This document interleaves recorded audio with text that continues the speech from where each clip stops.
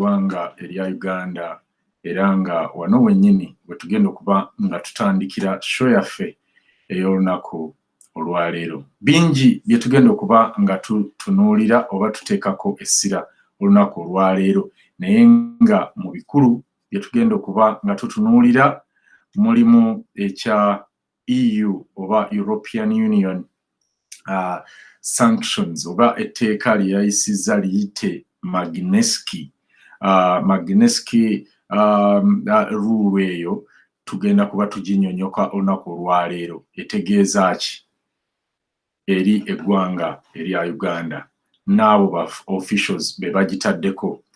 Tujja kutunako mu education ministry oba minister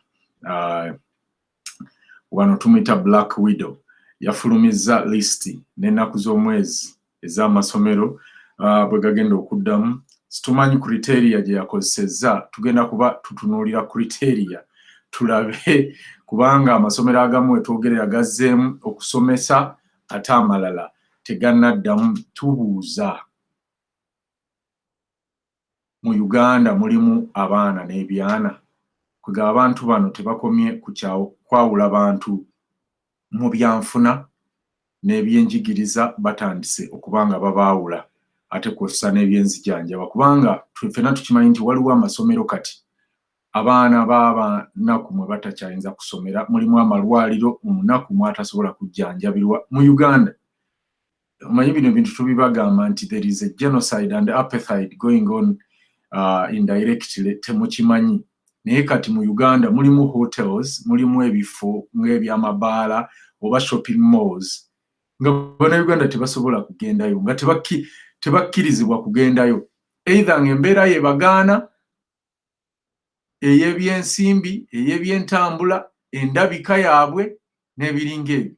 Nga yo waliyo abagendayo ng'era yo class nga gwe bw'ogendayo ssebo nga toli ne bakulaba nga waliwo ebikubulako ebitafaanagana oba oli awo n'abantu be ba-expectinga kujja.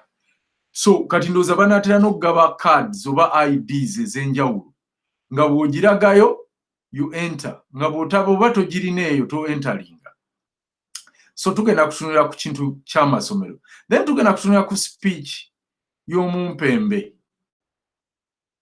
Taata Mubigula gye yayogera ku security. Tetwagibajjiddeyo olunaku lwajjo, tetwagikutteko, naye tulabye nga kintu kikulu. Tulina okugikwatako tutunule biki bye yayogedde mu security gundi eno. Ddala wakyaliwo ebintu byayogera nga bikyayamba abantu ba bulijjo oba biyamba famire ye yokka. Omanyi Bannayuganda waliwo ekintu kimu kye mbadde mwerabira, nti abasajja bano baaleeta eddembe eryabwe nga bo. Era lwaki baga nti Uganda nsi ya mirembe? Because bo nga bo abo abantu akakundi k'abantu ke mbagamba akatono keddembe kalirina, era tekakkiriza mbu muntu yenna addizannyisa. Lino eddembe lye mbagamba si lya Bannayuganda, no. Bannayuganda bali mu kuttibwa, bali mu kutulugunyizibwa, bali mu kuwambibwa, naye azironga zitemuli waabwe Uganda ya ddembe. Kati gwe bw'okwata ku baabwe awo ensi olwo ebeeramu akatabanko, kyovola nti basalawo abalala baffe at a cost of abaabwe. Mukkirize mugaane, eddembe abasajja bano lye baaleeta kituufu lyali ddembe, naye lyali lyabwe, tebaaleeta lya Bannayuganda. Kakati Kyagulanyi eddembe lyalwanira ly'eddembe lya Bannayuganda. Njagala okukulisaayo His Excellency Kyagulanyi mu press conference y'olunaku olwaleero akirambise bulungi, ng'era bwe tubadde tubagamba nti Owinyi Ddolo ne Kibita tebalina kubeera mu musango gwa Bannayuganda ne NRM. Omusango ogwo gwetaaga abantu abalina credibility. Bano abasajja twavaayo ne tubalaga nti babadde bantu ba Mubigula, batata wa Mubigula from day one. Yaba appointinze mu bintu byonna bye bakoze. Toyina bongamba nti Kibita nti Owinyi Ddolo eyali personal lawyer wa Tata Mubigula mu musango nga bajjawo ekkomo ku bisanja. That was 2005. N'abeera defense gundi wa Tata Mubigula, defense lawyer wa Tata Mubigula nga bavuluga omusango gwa Dr. Kizza Besigye 26. 25 yali amaze okujja ekkomo ku bisanja nga ye lawyer wa Museveni era ye yalambika buli kintu Museveni kye yazisa mu submission. Kati 26 ate n'abeera lawyer wa Tata Mubigula nga bavuluga omusango gwa Besigye. Omusajja ono kaada we NRM ng'era yaliko member of parliament ku kaadi yaabwe ya NRM. Juzi abadde ku pano era yali musaale mu kujja ekkomo ku bisanja mu kye twayita togikwatako. There is no way Ugandans we can trust this person.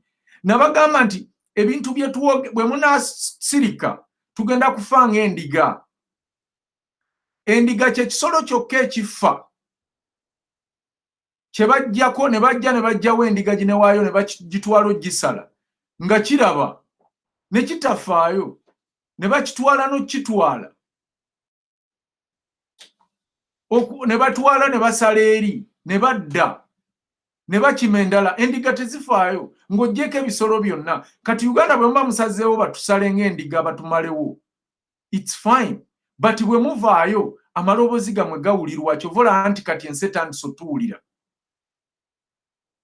Sanctions zino zonna mwe mulowooza lwaki luli zibadde tezibeerawo. European Union kati Uganda we tuwogerera amagye ga AMISOM project eyimiriziddwa. Mu lwaki America yaleese emmeeri bye tugenda obbanyonnyola mwe mubadde temubimanyi. America okuleeta emmeeri oba okuleeta amagye gaayo gagumbe Kenya beeraliikirira Tata Mubigula. Ono omumpembe lwe baagezaako kumugamba withdrawing oba bagenda kansolinga AMISOM project e Somalia. Bannayuganda abasoma mu 10,000 battibwa nga bategebwa bomu ez'ekimpatiira okugamba nti obutujju bukyaliwo. Museveni tafaayo ku bannayuganda okufa as long as yafunye kyayagala. Bomu z'erugogo ne kabalagala nakati ripooti yabula. Kati Abamerika babadde balina okumugoba e Somalia, babadde balina okusooka okudeployinga aleme okukola ebibi ku bannansi ba Kenya ne bannayuganda. Twabaga nti bomu ezaali ku Westgate e Kenya SFCA yasookawo. Why? Of all lwaki SFCA yasookawo? Kitegeeza nti be baali emabega wa bomu zino. Kati America ebadde tesobola mugoba Somalia nga tedeployinze. That's why mulaba amagye gazze, because bamumanyi nti buli babadde bagezaako mugoba ngatta abantu mu numbers. Museveni e Somalia yabadde ali Shabab, yabadde era akuumayo emirembe. Kyogamba Museveni okugenda akuume Somalia alina akakwate, Uganda alina akakwate ku Somalia. Because Somalia okukuuma eddembe abantu abaali badde bakuuma be baliraanye border nga Kenya, Eritrea, Ethiopia, maybe ne Djibouti. Naye nabagamba abantu baneno gye bava.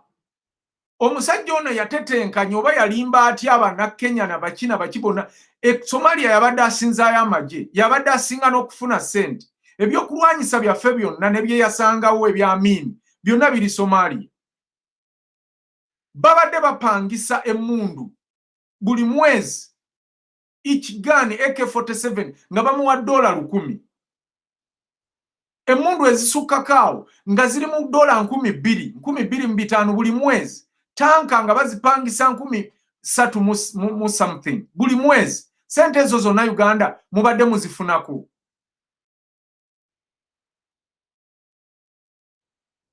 Ensonga zino muzitwale nga nkulu. Tugenda kubabuulira lwaki America yaleese amagye ago, lwaki Uganda bagigobeza amagye Somalia.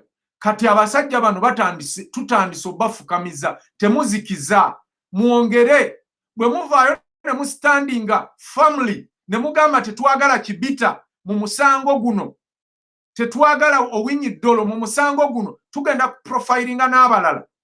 Tweyanziza nnyo bannange okubanga mugoberera ne His Excellence Kyagulanyi okubanga alaba programs zino, n'alaba ebintu bye tupointingako all the time, because ekyo ne balooya baatwala omusango kyali kibalemye okulaba until we profiled these goons. Kibita is a state mafia. Abantu bonna abafudde abasuubuzi mu Uganda, Abaganda, Abanyankole, Abanyolo, Abaki, these goons, ono Kibita yabadde abatta kubanga yabadde DPP. Ebyobugagwa byabwe byonna yabigaba, yabitwaza. Tugenda babuulirako waliwo n'ebyama ebirala ebiri mu FDC. Kabaka wa Bunyolo muwambe as we speak. Naye jjukira nti mu campaign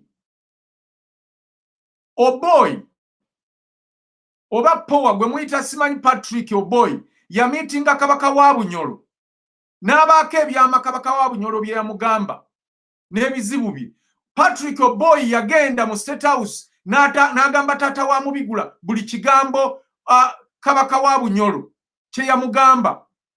Mubigula, taata wa Mubigula n'asindika Mubigula n'agenda n'amagye g'SFC ne bawamba kabaka wa Bunyolo ne bamujja Bunyolo mu lubiri lwe ne bamuleeta mu State House. Imagine kabaka ow'eggwanga eddamba, owa tribe ennamba, ne batandika omukweshoninga nga Mubigula ali ne kitaawe bakweshoninga kabaka wa Bunyolo. Nakati tetumanyi waali. Twabagamba abasajja b'FDC bano bantu ba Museveni, they are project nga temukikkiriza. Naye mbabuulidde waliwo ebigambibwa nti ne kabaka w'abakonjo omukulu eyali ku kadi FDC by then yagenda n'akyalira kabaka w'abakonjo. Kabaka w'abakonjo n'abaako bye yamugamba era omumpembe oyo yabitwala n'abigamba taata Mubigula, ebyavirako kabaka w'abakonjo okuba kati ng'asibiddwa emyaka 6. Tubagamba ebintu bino naye temubitegeera. Twagala okubazibula amaaso. Abanyolo bonna we muli, kabaka wammwe ali mu buzibu, ali under detention ekulirwa Mubigula ne SFC. Bamuwamba because yagamba Patrick Oboy ebintu ebyali bimuluma. Patrick Oboy being a state project and spy, byonna n'agenda n'abigamba taata wa Mubigula. Ne bagenda ne bawamba omusajja ne bamuleeta ne bamukaza mu State House ng'omwana omuto. Kabaka wa Bunyolo n'atuka okukaabira amaziga mu maaso g'abantu abatali bannansi, nga bamutuuzizza ku ttaka, bamuggisizaamu engatto. Lwaki abantu bano tubalekera obuyinza nga be balinga bakatonda b'eggulu abatonda Uganda? Churches zonna baziwamba, buli kimu baakiwamba.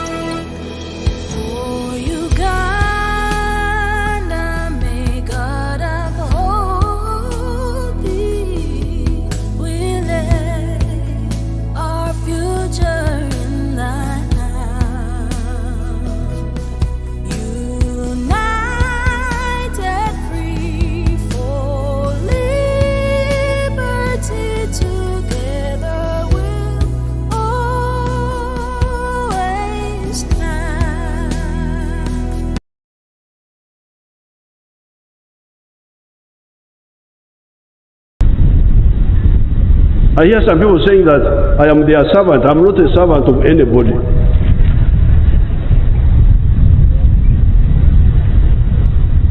I am a freedom fighter. That's what I do.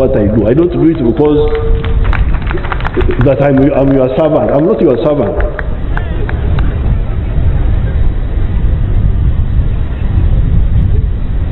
I am just a freedom fighter. I'm fighting for myself, for my beliefs. That's how I come in. I'm not an employee. If anybody thinks he gave me a job, he's deceiving himself. I am just a freedom fighter whom you thought could help you also. Do you wake up sometimes and feel, you know what, this is too much for me? This is too much. You don't feel appreciated enough. It doesn't matter because I'm not working for. I'm working for myself. I'm not working for other people. I'm working for my grandchildren, from my children. That one, I think that one we had ignored. We had not discussed it. It can be discussed, but since we had not, but I think after 75, the vigor, I think there's some scientific idea there that maybe the vigor is not as much after 75 years. So that one I wouldn't quarrel with some. I know there are some leaders who have been leading even beyond 75, but I think if you want very active leaders, it's good to have the ones below 75. So are you saying you wouldn't go beyond 75 yourself, sir? Not at all. Because they are producing similar products. Now, if you hear a Muganda talking Funga Baganda, you know he's an enemy of Baganda, number one.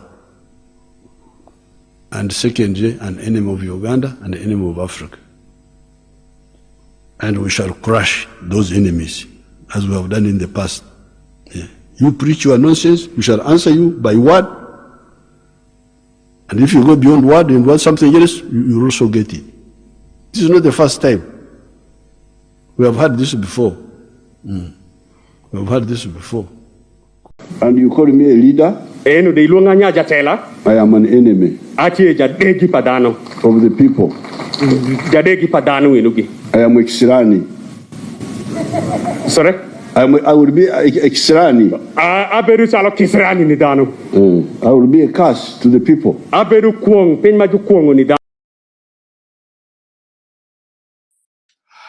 Okay. Wano wetugenda okutandikira programu yaffe ey'olunaku olwaleero. Omusajja akugambye nti nze ndi Kisiraani. I'm not a leader. I'm a curse. And I will be a curse to Ugandans, over to people. So, beera nga okimanya nti omusajja ono ddala kirabika Kisiraani. Njala okwaniriza banange bendi nabo mu studios olunaku olwaleero.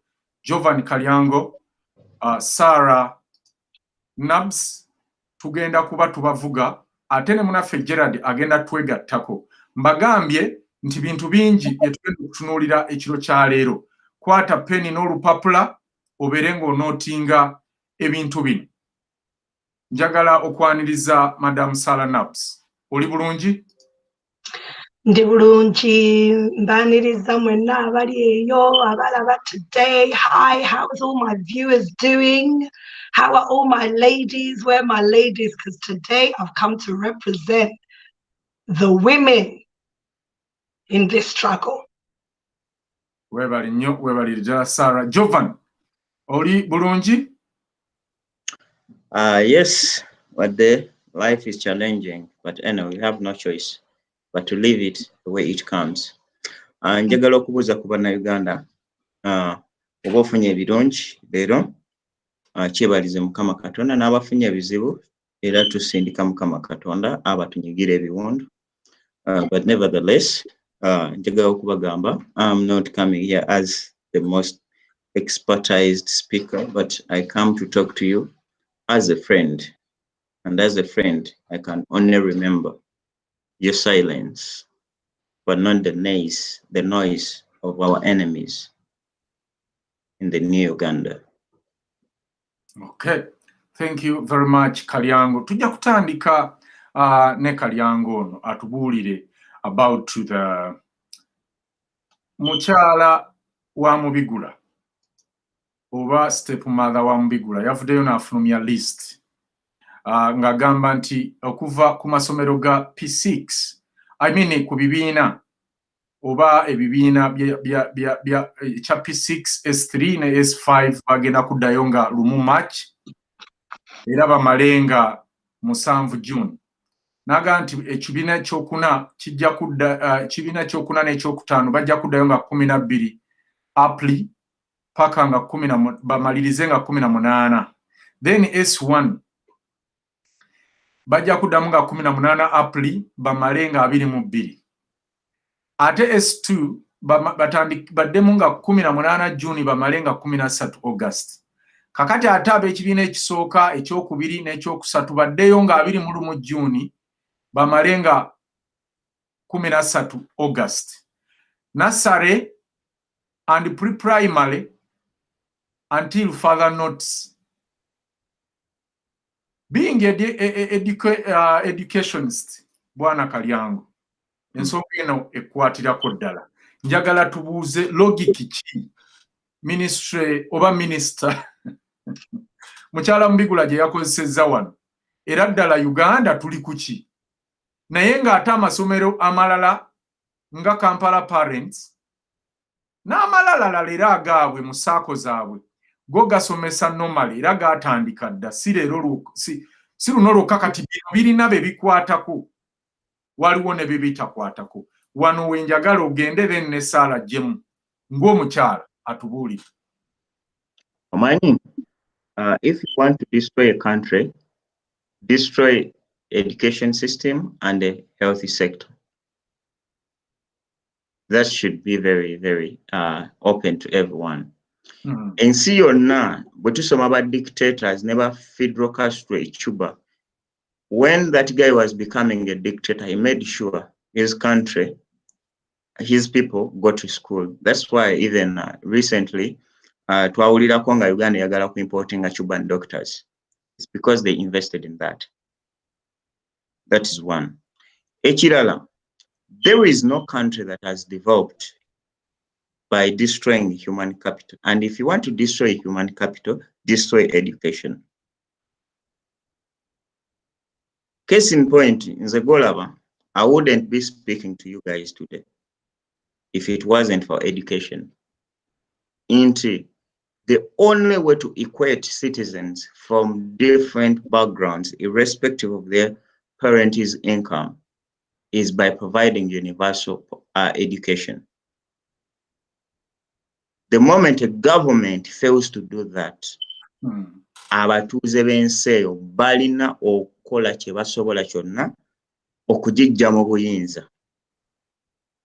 At that moment, Inze ayogera nammwe, I graduated during COVID-19 times. I graduated on 16th July last year. I got my first degree. Now I'm doing my second master research and PhD, still in coronavirus time.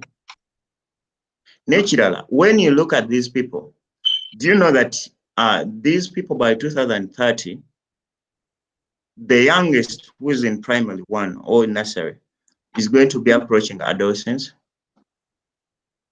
What have we prepared? In the next 10 years, Kenya is projected to be the strongest economy in Africa. For Uganda, competing with Kenya, then the strongest economy. Because as I say, it starts wrong. It never goes wrong. How have we started these people? These young boys and girls. It doesn't go wrong. It starts wrong. How have we prepared these people? Are we sure that really when we use this kind of way of teaching students, kubanga wanolinga agama already mu statistics zino tuzita clusters into creating already a society of clusters nti bano bagenda beera bwe bati bagenda beera bokka bano bagenda beera bokka. Actually, I'm among the people who don't like single schools for certain reasons. Kubanga tosobola kubanga wasomera mu single sex school nga we train you to be in a mixed society, because life has to live that way. That is what I read, and we argued that with fellow people, but I remain with I have several reasons. Kati kino kye kimu ky'okreating nti owa senior 1 agenda kubanga akola mikwano gya senior 1 gyokka, owa senior 2 akola mikwano gya senior 2 gyokka, tagenda ku interacting n'aba students balala. A fact is, when I read COVID-19 death and contacts, the average age of death abantu abafa COVID-19 is 76. Why are we scared for these kids? Is there a teacher among our teachers? What the population of teachers erina emyaka egiri mu 5-7 nga bakyasomesa e Uganda? Kuba twandibadde tugamba nti we are protecting teachers. COVID-19 atulaze because as a biostatistician nkimanyi nti no obulwadde bubeera ne target audience yayo, right? To prove scientifically nti actually obulwadde butta bantu bakadde. We can prove facts, they are there. Information is there. You can go to World Health Organization. What is the recovery rate of COVID-19? Kubanga tujitya. Obulwadde obusinga okutta today mu Africa is malaria. Lwaki malaria teyagaana baana genda kusomera? Tulina zi tuberculosis, the 6 killer diseases ezita abafirika weziri, they are known. COVID-19 recovery rate is more than 90%. Nti abantu recovering nga balwadde. Today there is I was reading I think 2 weeks ago, waliwo omukyalo omu France yafuna COVID-19. She's 117 years old. You're recovering from COVID-19. Do you know why she recovered? The healthy system yamuyambako and how she's prioritized in France. Lwaki yawona? Kati gwe lwaki distracting abaana bafogenda kusomera? These people nga bwe nabagambye nti bali mu kudestroyinga society yaffe to the core. Lwaki ababagagga? I watched a very painful story from Salt TV. Guy munamawulire yagambye nti abange okuva lwe baagira tulina abaana n'ebyana. Okuva COVID-19 we yajja tebagenda kusomera, naye ababagagga baabano bagenda kusomera. Dear Ugandans, are we going to leave a country of clustered people? Are we going to create stratas in our country of rich and poor? Then can we manage even to do education that way? In a story yemu is one of the most nagging stories of the week, plus the Kimbugwe headline. The rombozizza omuntu aliyuke ne mugamba, imagine a situation nga bagamba nti Oxford University oba Cambridge University oba University of London oba Imperial College London, name them, nga bagamba nti ekyapa kyayo tekirabika, a public university. And let me tell you, one of the strongest backbones of Kimbugwe University, it is a former teaching college. Lwaki University esomesa abasomesa ekyapa kyayo kibula ate n'ogana n'aba student okugenda kusomera? What are you prepared? Makerere eri ali mu kujja. Kati oli university gye mwalina. Let me tell you, Makerere, do you know how many presidents besomeseza mu Africa? Do you know that Mwai Kibaki, a former president of Kenya, is a former lecturer of Makerere and a student of Makerere University? Do you know that one of Banda's, one of the presidents of Malawi, is the alumni of Makerere University? That is how qualitative that is how qualitative our education was. Inti twali tuwa ensendala by leaders. You can name so many African leaders those days abayita Makerere University. Look at it. Nkugambye university esomesa abasomesa. Its land title tekirabika. So what is next? Bagenda kujja nga bano ba Dodoviko we bakola ne bakuba church nti bagulawo nti mutuwe ssente era badde mu scandals ze babadde bakola ezettaka. So Kyambogo egende. But that is a teachers college. Gwate church neddawo kati. Ate ne musasule yamenya. Ate ne yamenya ne bamusasula. So bannayuganda bino ebintu tubyogera. We want to connect dots per dot so that you find more reasons okugoba eno government. Nti ojja kubeera egwe ng'ogamba ngenda kukola. Let me tell you, today nagamba omuntu nti nkuwa ssente zonna ze nnina mu bulamu ze nnina nzikalyango oba nkuwa ne certificate zange ze nnina. Mbuulirayo kampuni emu e Uganda from 2004 up to date eri successful nga Zuckerberg's company Facebook mu Uganda nga ya muna Uganda nkuwa ssente. Do you think there were no brilliant ideas in Uganda? Where those people go? Universities, that's where companies are made. Ndaba abantu nga badisguising okusoma. Guys, I want to tell you, this is how Google started. Google, it was a PhD thesis for 3 students mu Silicon Valley. Nga bajagala gikola ku spyinga ku bantu. It was a spy tool. Era nga bwe kikoze leero, Google is one of the biggest spy tools gye bakozesa okuspyinga ku. Kati bagayi ne batula project yaabwe. And Google is also serendipity. A name of Google, it was originated from nowhere.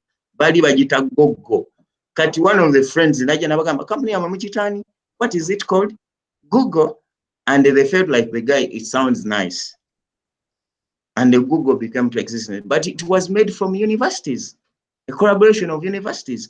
Today, I'm privileged.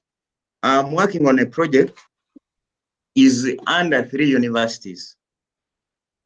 University of Utrecht, which is my university, Nkola Kwendala Amsterdam University, and the University of Essex, UK. But destroying. Why are these people coming together? Bonga abazungu. Kubanga nze changes universities ebulaya ba collaborating within countries. Inti University of London, Imperial College associates its work with the Cambridge. Naye fenebu Kyambogo bwetulina ne Bumakerere mwasawo competition nti Mbalala bwe yajja destroy the engineering side of Makerere so that you promote Mbalala.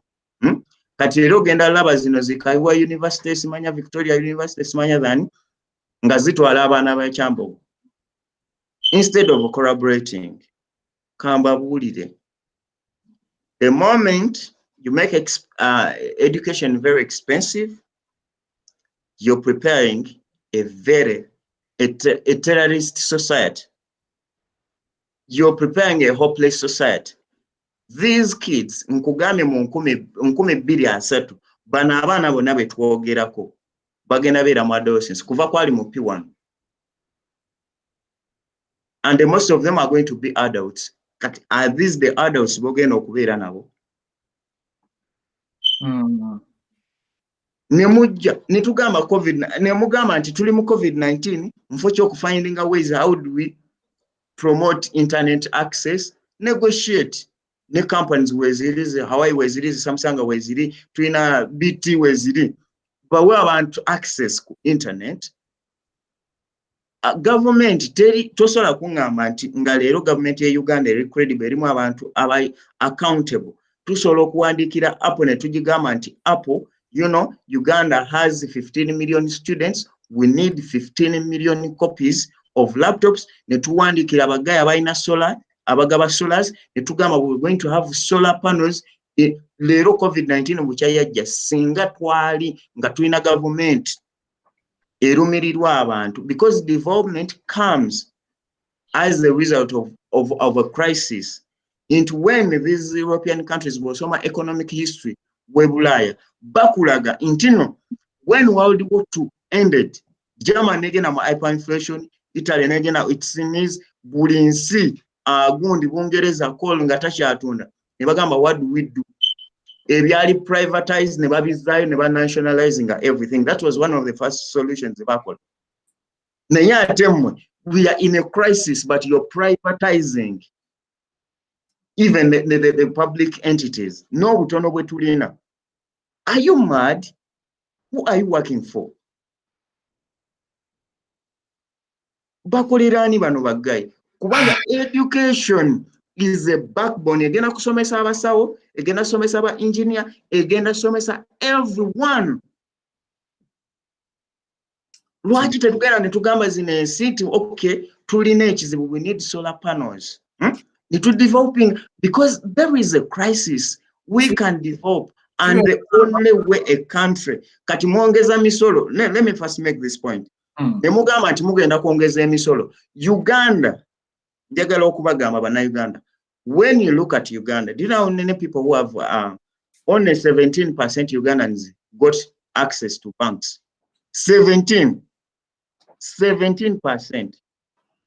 Ne kwabo abantu ebitundu 6 byokka ku 100 mu Uganda balinga bebalinako akasente ke bateeka ku mabanka, ate n'ogamba naabo ngenda ku introducing a tax, withdraw tax. Nolaba tanga someone ng'agamba mbu kamulabe. You guys, are you mad? Are you crazy? Have you gone? Where are you taking our country? Kubanga mbadde ndaba ebintu bino ne ngamba nti Uganda ddala tuli basiru. Kwegamba bajjajja baffe bali abazira bayonka mu mabere g'abanyaffe ne bajjamu amagezi gonnaffe ne tuyonka busiru. What happened to us? What happened to professors? Guys, mwabasoma muli luddawo abagamba nti mwasoma e Uganda. Where are you? Where is common sense in Uganda? Do we still have a word common sense? Do we still have a word feeling? Inti gwe ng'oli muntu oli soba. N'okwata omwana wo n'ovuga ekimotoka kye simanya V8 saani, gwe n'otwala abaana bo nti basome. Naye ng'okimanyi mu ggwanga abaana ab'abalala tebasoma. And you feel comfortable n'olya emmere n'egenda? Are we crazy? Are we crazy? Do you know what you're doing? Mumanye ekintu kye mukola. Do you know that you're damaging generations and generations? Gwe tunula abo abaana emyaka gye balina. Look at them. Gye bagenda okubateeka. What is wrong with us?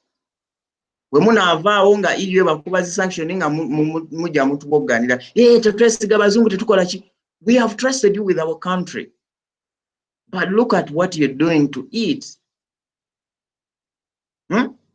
Chovola ba sanctions zirume namu abaana bammwe nabo basomeremu eyo system yennyini gye mwagala tufiiremu, naffe mwali mwagala birooto byaffe bife. Mugenda sangawo ensi etali even. Education should be even. Kankubule, one of the policies in the Netherlands. Do you know that in Netherlands, when you apply for one master's degree, you can apply for another free master's degree? True. Free. Nibagamba gweronda wo gyoyagala endala gikole kasito someno. Ensinga Canada omuntu bw'osoma n'oweza PhD bakuwa citizenship. Ensi waliwo policies ez'ensoma ne ngamba look ne mutta ebibira ne mukola ki Netherlands bw'oleetawo omuti ne gusurvivinga ku ttaka lyabwe kikuweesa obutuuze. A tree ne mutta ebibira kati muli ku baana mutta future yaffe. Bwe munaavaawo mugambe nti bafuuse hooligans. You guys are making an arm of terrorists. Let me tell you one of the stories ezaaliwo mu 2017 yali ya terrorist. 3 Gikuyu boys and 1 Kamba boys bayambala bomb ne balumba ne batta Bakikuyu bannaabwe ne batta Baluwo bannaabwe. Why? When you understand the psychology nti Al-Shabaab webanga existing yabawa home ne ba welcoming ne bagamba you can be something. This is the society you're making. Bino ebintu byakubalaata. I saw this woman, Mama Mubigula, as you call her, Madam Janet. Ugandans are not fools. You may have succeeded without a proper education, but trust me, Ugandan students, Ugandan people need education. They do not want it. Those people you used to represent in Kalamoja, those people you used to represent somewhere in Western Uganda, they need education. They may not have a selfish husband like yours. They may not have a murderous husband like yours. The only thing that can bail them from to get a momentum, a pivot of any young child, is that education. Is that education. I know you barely be alive. You barely have your senses by in the next 10 years. But these kids will just be at the beginning of their dreams, at their lives. But why are you destroying it now? You are a face of education. Why are you doing this? Okay, kale banange Sarah gwe mukazi ebintu bino bikwatirako ddala kubanga ali mu kubiteekawo maama mubigula mukyala nga ggwe. Gwe waleeta erinnya lya Black Widow. Ndaba nga ebikolwa bino bijjirayo ddala omuntu ono okubeera Black Widow. Ki ky'oyogera ku nsonga eyo? Ntandika bwe nti bannange, Bible egamba in Hosea chapter 4 verse 6, my people are destroyed from lack of knowledge. Because you have rejected knowledge, I also reject you as my priests. Because you have ignored the law of your God, I also will ignore your children. We are the product, ladies and gentlemen, of our environment. Mrs. Janet Museveni, aka the Black Widow, as a woman, as a mother, as a sister, as a wife. Ladies and gentlemen, Kalyango ayogedde academically. Nayenze njagala kwata ku mitima gyammwe olunaku lwa leero. Tulekerawo okuzannyisa obulamu bwaffe Abanayuganda. Tulekerawo as women ne tukkiriza omukazi ono najja on national television to address us and give us such nonsense. Where are the women's societies? Where are the women groups? Where are the support groups of the women in Uganda? Bannanga abazadde ng'ate mumanyi abakyala bange mwaba abakazi abali maama oli taata oli buli kimu omwana gw'omukolerera school fees ze. You're the one working day and night, and now they've gone, especially if you've got a child under the age of 5, and now you have to find another way because you have to find a way of making money to keep the rent, to put food on the table, and then now on top of it, this woman has come before national television n'ababuulira such nonsense. Namwe ne mukkiriza bannange Bannayuganda tunaatuuka wa? Karenzi, I've been waiting to come on this live. I've been waiting to come on this live and talk and just, I need to let some women wake up. Women, muliwa njagala balaba wano. Abakyala tulekerawo okukkiriza this Black Widow. She's a witch. She's a Jezebel spirit. That is what I call a Jezebel spirit. She manipulates her husband. She's been manipulating Museveni for years. You've heard the saying, behind every great man, there's a great woman. This one is a witch. She's a devil. And every single woman who has the right to speak up or who can speak up, because some women bamanyi bambi mutidde ate babajjeko abasajja bamwe they took your children in Uganda. Banange mwalabye yesterday's live. Are you going to tell me after what you've seen in the last couple of weeks, the way people are crying for their children, the way people are crying for their children all over Uganda? Omuntu n'angamba nti ensi yaffe today back to normal. Janet, amagezi go agayogera nonsense ey'obutakkiriza abaana kuddayo ku ssomero. I want to know, where are you getting your information from? You are a whole minister of health, of education. Huh? Where are you getting this information from? Tuyinza okkiriza media eno nezijja nezikiriza omukazi ono n'ayogera such nonsense on our televisions. Lwaki tetukuulayo ziwaya? Buli bwe babeera nga boogera waya zonna tuzikuuleyo in the back, in the studios. Huh? Let's hack into these messages and these stupid addresses that they are doing. Kale ndi munyiivu today munsonyiwe naye eyo scripture gye nsoose nayo. Our people are dying for lack of knowledge. Ugandans, you are dying for lack of knowledge. You are dying because you do not believe in yourself enough to tell yourself that I have the God-given right on this earth to speak my spirit and my soul. Ugandans, we need to speak up. What is going on in our country is despicable. It's disgusting. It is shameful. It is a disgrace to humanity. And the worst of it all, what is hurting my soul, is that it's silent. And you know why it's silent? Because us everyday people are not speaking up. We are not speaking up enough. Fe wano bwe tuba tuzenga tujja banange singa mulaba ebintu bye tuwulira ebintu bye tulaga Gerard yabagambye jjo. We are just at the moment sieving things out because the Black Widow, every time I don't even want to see this picture because she looks like a devil. Musoke mumutunuulire mulabe bw'afaanana n'omuzimu gutandise okumugjayo n'ojja banange omukazi ono ne tumukkiriza atubuulidde tagenda kkiriza baana. Naye, why are we not asking for information? Ugandans, why are you not coming back and also addressing and challenging some of this information? You MPs who call yourselves women,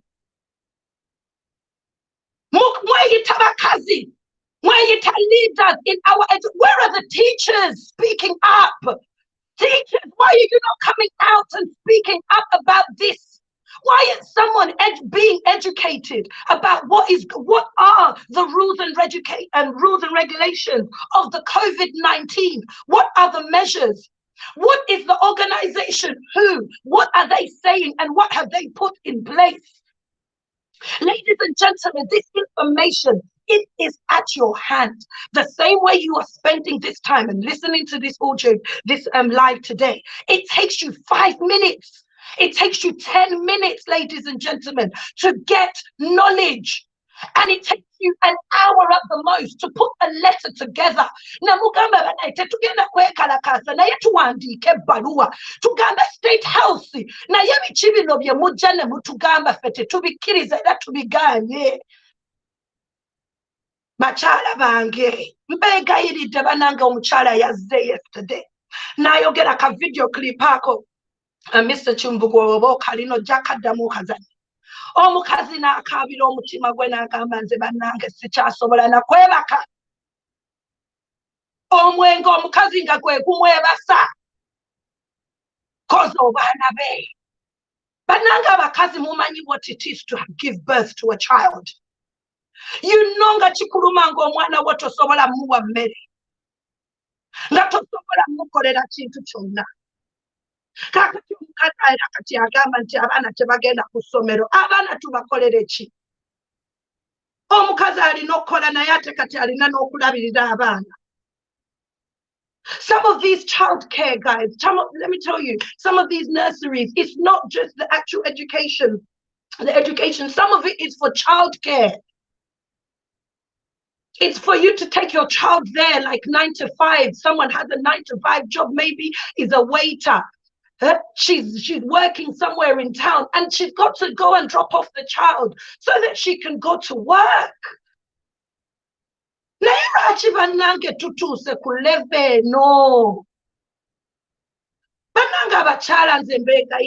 We need to do something. We need to do something. Every time I'm watching those things, this is a woman. She's a mother. She's had children. She went and she gave birth and had children.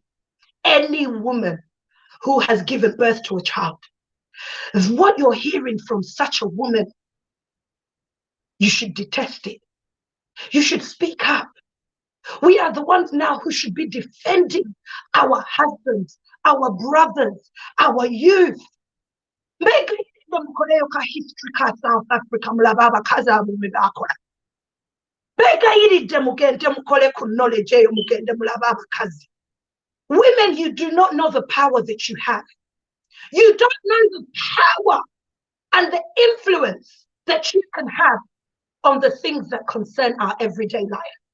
And I'm sick and tired of people who are telling us that if we talk about politics or money, to jogera ko, righteously jogera konga bana bange has everything to do with it. Righteously jogera konga health is to memukola decisions based on it. Edwardo jensa sulida taxes zange. Dwariro itself is just a morgue. It's not even a hospital. Women are giving birth in corridors. Women, mbekairide tulina okutandika kati to speak up. Tewachali kusirika. Or your Janet with that black widow with wavayo ne nonsense nga mukubomuliro. Inze sigenda kulekera umukuba omuliro namwe kasita mubeera nange. Tulina okumakinga sure inti buli kantu konna ke bajjanga boogera rubbish. Tukasaasanya. Tukateekemu ebituli. Tuba educating. Because I'm telling you now, the things that are coming out in the media houses in Uganda right now, 80% of the things that are saying, Baba Tadde ku pistol. Okay? They are not saying these things from the depth of the heart and coming and giving you a story. One journalist yazerero ngabuza our excellency certain questions dayeyo tujja kuddayo mbabuulire. Okay? Waliwo engeri abantu bano gye baleeta propaganda, gye batryinga okutunda ekintu kyabwe. Okay? All of this is a ploy. It's a plot. Do not be moved. You have to be alert. Tulina okubeera alert nga buli kantu konna, buli police officer, spokesman ajanga ayogera rubbish. Tulina okubakwatamu ebituli. Kandekaawo bannaye Mr. Kimbugwe tweyongereyo kubanga tulina lots to get through this evening. Welcome. Kale webale nnyo Sarah, webale nnyo. Tugenda kuwumulamu katono tujje ne story ebimu ku bifaananyi abatalabye eggulo bifaananyi byabaddewo. Mubeere stand by. Tugenda kuddamu ka flashback then tukomewo ne European Union sanctions. Tova ku Kimbugwe live. Well, shall be right back.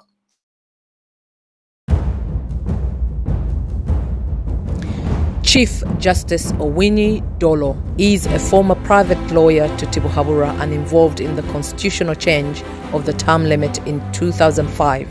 Whilst in 2017, he also participated as panel judge in the infamous constitutional change of the age limit, famously known as Tojikwatako, which gave Tibuhaburwa a further hand at impinging on the Ugandan people's human rights. In all cases, he has been involved as panel judge, including Dr. Chiza Besige's election petitions. He has served the dictator's interests. Michael Chibita is a former private secretary of Museveni, aka Tibuhaburwa. Overwhelming evidence from the survivors and victims of the Museveni state terror suggests that Michael Chibita frustrated, blocked and subverted justice in all the high-profile murder cases that occurred just before or during his tenure as the Directorate of Public Prosecution, DPP, of Uganda. These cases include Nsenga, Afande Haji Sebagala, Magistrate Mafabi, Wilberforce Wamala, and many more, including delayed justice for Masaka businessman Godfrey Katoka Juri. The families of the murdered people have never received justice. Those who narrowly survived the premeditated murders continue to live in fear and are now refugees abroad. Extrajudicial kidnappings and killings of Ugandans have only worsened due to the impunity that Chibita has actively participated in. These cases are among many that have been lodged at the International Criminal Court, ICC, against Tibuhaburwa. Don't forget that Tibuhaburwa appointed Chibita in all the positions he has held to date, as his former private secretary, legal judge of the High Court, DPP as Supreme Court judge, and now as a member of the petition panel to seal the rubber stamp to Tibuhaburwa's rigged victory.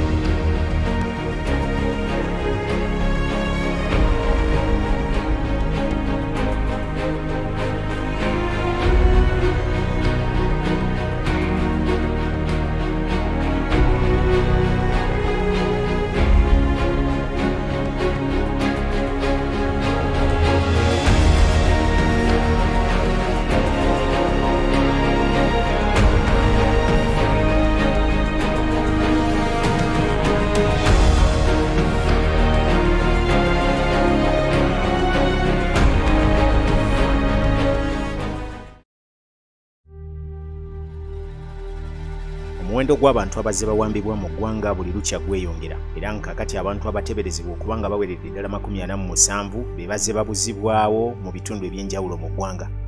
Kyokka ng'ate abo abavunaanyizibwa ku byokwerinda by'eggwanga ng'omuli poliisi, amagye, ssaako n'ebitongole ebirala ebikola omulimu ogw'obukessi mu ggwanga nga ISO, CMY, Crime Intelligence n'ebirala, bonna buli omu yeegaana omuze ogw'okuba nti be bali emabega w'okuwamba abantu bano. Bano nga bakyagenda maaso n'okwegaana ate ye omukulembeze w'eggwanga bwe yavuddeyo okwogera ne yeetema engalike n'ategeeza eggwanga ng'ebimu ku bitongole by'eggwanga eby'ebyokwerinda bwe biri emabega w'okuba nga bye bigenze biwamba abantu bano abazze babuzibwawo mu bitundu eby'enjawulo. Bajja ewange ne basamba oluggi lwange ne baŋŋamba tulage wa mutabani wo, ne bagenda wa muliraanwa wange Kiwanuka ne bakonkona ne bakuba muliraanwa wange okwagala okumutta, ne bavaawo ne bagenda wa mutabani wange ne bamukwata bamutwalira mu mbeera gyesikakasa gisinza gamba abantu nti akyali muki nti akyali mulamu, era nsuubira nsaba buli gwe kikwatako nga muzadde n'aba gavumenti mutuwe emirambo. Bulidde boogera ku linnya Jeff afande Jeff mumanyi naye simanyi nnyo bibye, seetegereza era seekakasa nti yaliko, ekyo sikiwaako bujulizi. Engeri gye bajja ekiro ate abantu abajja baali bambadde obukookolo nga tulina gwesobola kukola ki, era sina gwe nyiza kulumiriza nti mu bitundu eby'e Masaka naddala ku kyalo Kisamula ekisangibwa ekyotera eno abantu baweredde ddala 19 abaakabuzibwawo era nga mu bano mwe muli John Kiwanuka, Vincent Lubega Muwonge, Javier Ruyombya, Shafiki Nyombi, Andrew Kakinda, Emmanuel Ngobya, Ronald Muwonge, Faruk Mukapa, Mahad Mukasa, Barak Kyaze, Ronald Kawuki, Fahad Kasinga, Sulait Kyambadde, Ivan Kawenja, Elias Mahad Boy Kyakuwa, Emmanuel Seglinya, Franklin Sengo, Derek Sebugenyi ne George Kasumba bakabuzibwawo okuva ku kyalo kino ekimanyikiddwa nga Kisamula ekisangibwa mu disitulikiti y'Ekyotera. Natuuka mu nju ya Kiwanuka, mu butuufu kyo baamuggyamu mulambo, baamutwala mufu okusinziira ku kyali mu nnyumba ye, era natulika n'enkaaba n'obudde buno nze sirya mmere sikyalya sikyanywa, walagi yanneeyimirira y'emmere yange, walagi yanneeyimirira sikyalya sikyayina kyenkola sikyayina kweggamba byanzigwako sikyayina ssanyu. Ntambula omusaayi gwe nalaba mu nnyumba ye ng'oyinza okugamba babaagiddewo ente, era nafuluma n'entulika n'enkaaba na buli kati nkyakaaba olwa muganda wange oyo yabadde empagi yange yabadde buli kimu, Kiwanuka wange oyo omwana wattu.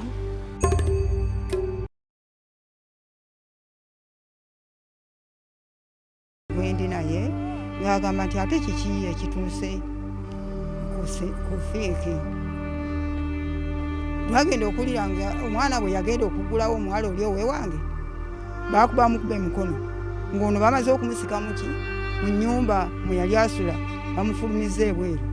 Ono yagenda okugenda ogamba nti ate basebo kiki baakuba bukubi mukono era omukono ne guzimba ku muwala gwe nali ndi naye.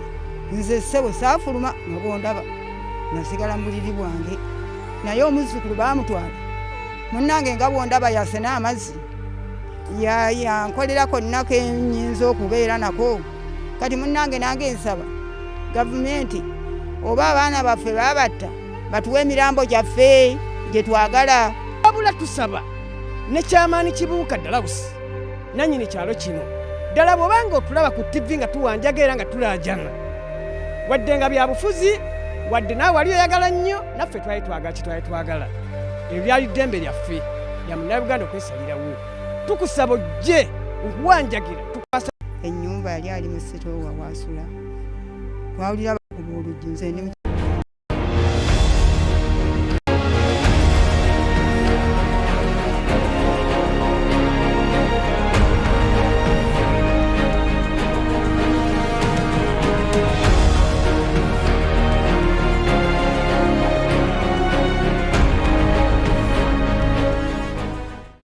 Abamu ku bazadde b'abaana bano abazze babuzibwawo ssaako ne bakyala baabwe awamu n'ab'eŋŋanda zaabwe twafunye omukisa okusobola okwogerako nabo oluvannyuma lw'ennaku 30 kakati ezaakayitawo obutyanga abantu baabwe bawambibwa. Muzzukulu gwe baatwala ssebo bajja ekiro ne bakuba ennyumba yali ali mu sitoowa waasula twawulira bakuba oluggi nze ndi mu kitanda neebase nga bondaba obudde bwange. Kaakati nagenda okuwulira nga bagamba nti goloka vaayo nga mwalimu maama we muntu gwendi naye ng'agamba nti ate kiki ekituuse ku feeki.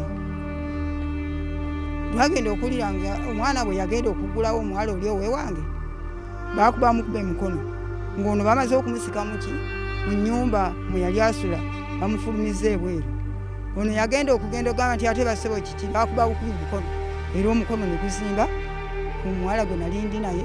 Nze ssebo saafuluma nga bondaba nasigala mu buliri bwange naye omuzzukulu baamutwala munnange nga bondaba yasena amazzi yankolerako nnaku enyinza okubeera nako. Kati munnange nange nsaba gavumenti oba abaana baffe baabatta batuwe emirambo gyaffe gye twagala. Wabula tusaba ne kyamaani Kibuuka ddala busi nannyini kyalo kino ddala bw'obanga otulaba ku TV nga tuwanjaga era nga tulaajana wadde nga bya bufuzi wadde naawe wali oyagala nnyo naffe twali twagala kitwali twagala. Ebyo byali ddembe lyaffe lya munnayuganda okwesalirawo. Tukusaba ojje okuwanjagira tukwasaganyize wamu tunoonye abaana baffe naye saasira ffe abasula nga tukukunadde nga tukabira abaana baffe naye nga ggwe waka wooli otudde osirise. Kigambibwa nti abantu bano baatwalibwa mu kiro ekyakesa ennaku z'omwezi 9 ng'okulonda omukulembeze w'eggwanga ssaako n'ababaka ba paalamenti kusemberedde okubaawo.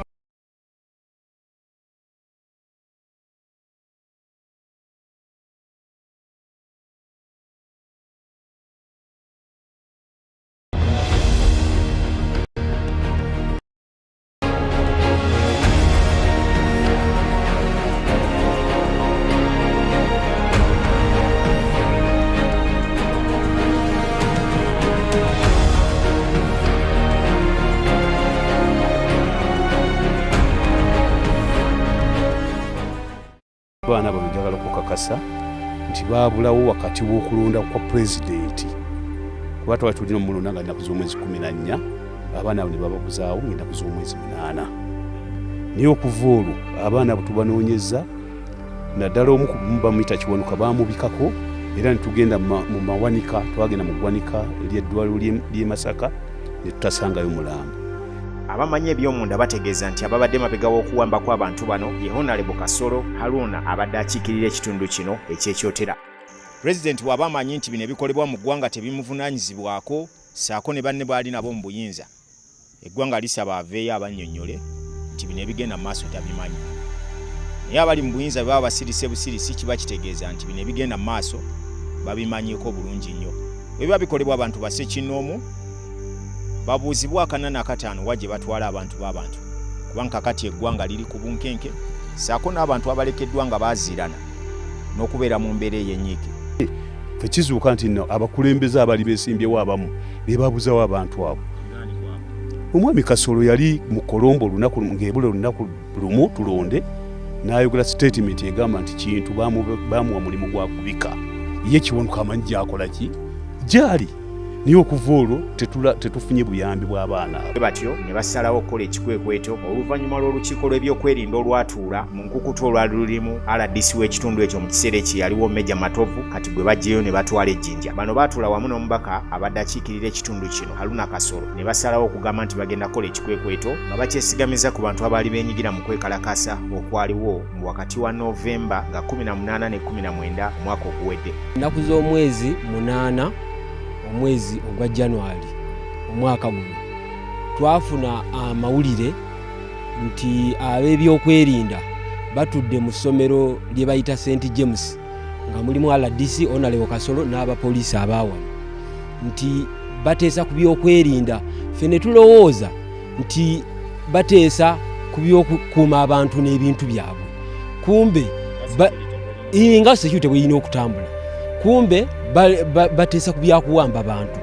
Era bwagenda okeera ku makya nga tufuna amawulire nti abantu abavubuka bonna abali ekisamula bakiwanuka. Waliwo omuvubuka no neiba wange, waliwo mutabani wange, mwana wa muganda wange, waliwo wa mwannyinaze n'abalala babawambi babatutte. Kakati ne tugenda ntuuka ewa Kiwanuka. Okutuuka ewa Kiwanuka mu butuufu nga bw'otuuka mu nnyumba ng'ekifaananyi ekiriwo kimala okulaga nti mufu. Abaana bano abagambibwa okuba nti baabuzibwawo bagenda batolebwa mu mayumba gaabwe mu matumbi budde ag'ekiro ekyo. Wakati mu ssaawa 9 nga buli muntu atendereza eyazimba yeebale, bano baate baali mu kikwekweto eky'okufuuza abavubuka bano nga bwe babajja mu maka gaabwe. Era bwe baali bamufulumya baamala kuba mataala ne gazikira ne balyoka bamusitula ne bamuteeka mu mmotoka. Ekirowoozebwa nti mulambo. Era twawula n'oluvuvuumo olugamba nti baamukuba amasasi aga pisto mu bisambi. Ebigambo ebyo twabiwulira kuba neighbors abaliwo kuba yali ayinawo waliwo ennyumba ezimuliraanye nga kigambibwa nti baamukuba n'amasasi mu bisambi. Kuga ne twewuunya naye ng'ebintu ebyo byonna tuwulira nti Honorable Kasolo yali mabega waabyo kubanga kigambibwa n'olukiiko olwali ku St James nti yalulimu. Era yabeewerera nnyo mu lukiiko lwe yali atuuzizza eno ewaffe ng'azze okusaba akalu wa mwami gwe bayita Mbalangu.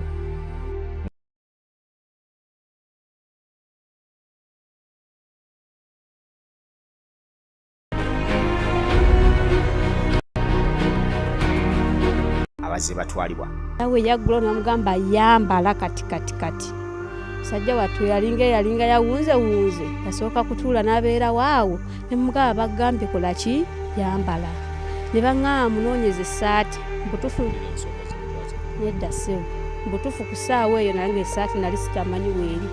Omusajja yali akutaaka mu katono kyabankuba oluyi n'aŋŋamba tugambye kunoonya essaati ate noonya essaati ey'emikono emiwanvu. Kwanza mbutufu essaati y'emikono emiwanvu simanyi weekola ki weeri. Nemukwatira essaati gye nali mukwatidde. Katutandike ne namukadde ono agamba nti mutabani we yasooka kumuloota ng'abasirikale bamutwala era tewaayita mbale. Mu kiro ky'olunaku olwo abasirikale era baakola ekikwekweto ne kituukirira bulungi nnyo. Kati omwana wange nze neekwasa Kasolo munnange mpa omwana wange naawe yakukolera Kasolo yakukolera. Omwana wange yakolera nnyo waalijjukidde yakutuusa ku birungi naye waalijjukidde kuba nawe maama wo yakuzaala ng'omwana wange bwe yazaalibwa. Omusajja oyo yenna nendaba nga simulaba. Nga n'okutuukisa essaawa ya leero amayitire ge tegamanyikiddwako wabula nga bw'otunuulira ekyali mu nnyumba ye n'ebirala ebyalekebwawo toyinza kulowooza nti Kiwanuka gye yatwalibwa akyali mulamu.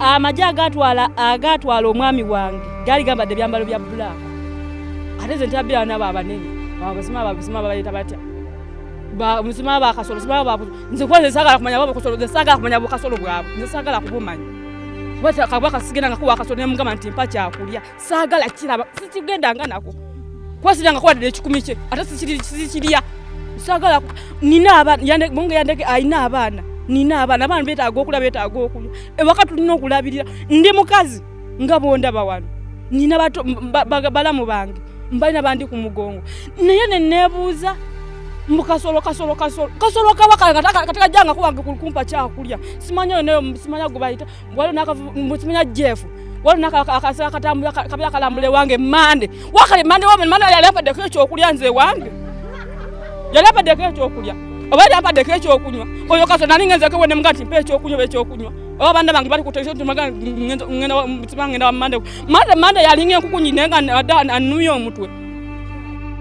Mukyalo n'agamba nti baye yali emmandusu ya buli kimwe wakaawe wabula okuva lwe yanonebwa mu matumbi budde ago ag'ekiro mu maka ge gye baamukukunula okuva olwo famire yasigala mu katyabaga nga nakati naye yennyini waali obwayaaya bwakola mu maka g'abantu talowooza nti kinaamusobozesa okubeera nga ayimirizaawo famire ye. Neneebuuza sirya mu akasolo sina kye nali nsabye kasolo wadde bufuzi twamuteekayo mu kusooka afuze kyafuze amaze era avudde yandibadde atuddiza abasajja ne basobola otulabirira n'abaana tuyina abaana kati omwana wuno mutunuulire emyezi 6 kitaawe simulaba ndi wa muntu nkola bwa busigalo bunavaamu disente ezigenda okuyamba omwana. Era ne bategeeza nti mu kiseera kino buli muntu atya okumwogerako kubanga tebamanyi ani anaddako. Twagezezzaako okunoonya Honorable Kasolo ono yennyini ayogerwako naye ng'ennamba ze z'essimu zonna tekuli n'emu eriko kyokka ng'ate era abatuuze bano buli omu atya n'okutwala ewaka we w'abeera era ng'okusanga ng'olina by'onoonyerezaawo naawe oyinza okwetyabira akalimu obuwuka. Ate ye RDC ayogerwako Meja Matovu twagezezzaako okwogera naye ku ssimu era oluvannyuma n'agijjako wabula n'atuweereza obubaka ku ssimu obwabadde butegeeza nti tuleme kozesebwa abantu bano bagamba nti beenoonyeza byabwe. Abasirikale ababadde bakulira poliisi y'ekyotera mu kiseera kino we twogerera bakyusiddwa ne batwalibwa mu bitundu ebirala. RDC ono yennyini Meja Matovu ayogerwako twategeezeddwa nti kakati mu kiseera kino yatwaliddwa emirimu gye agenda gikolera mu bitundu by'ejjinja. Naffe tuli bazadde tetulya tetunywa tusula tukaaba tusiba tukaaba lw'abaana baffe. Gavumenti mutuyambe mutuddize abaana baffe wembanga mwabatta mutuwe abaana baffe kuba emyezi gigenda mu 3 tubeziikire. Famire zino ezitwaliddwako abantu baazo bo ne basigala mu matigga nga tebamanyi wakuddukira era naani gwe balina kwekubirako nduulu anti abali mu buyinza ate bennyini be beenyigidde mu kubatulugunya olwo embeera eno eriwo neebaleka nga tebalina kyakwesalirawo.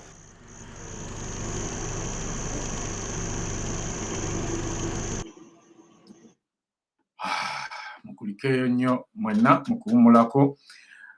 Ekintu ekisinga obuzibu ku bantu bano ffenna tumanyi enju nga bwetazimbika naye enju mw'omanyi nti ogenda kutwala nnyinimu olekemu abaana n'omukyala ate n'ogyasaayasa buli kimu enzigi n'ozimenya endabirwamu n'ozaasa kakati bagenda kusigala mu mpewo etagambika ate omuntu eyali bayambye okufikisinga ebintu ebyo mumututte sinakindi mumusse naye basajja mmwe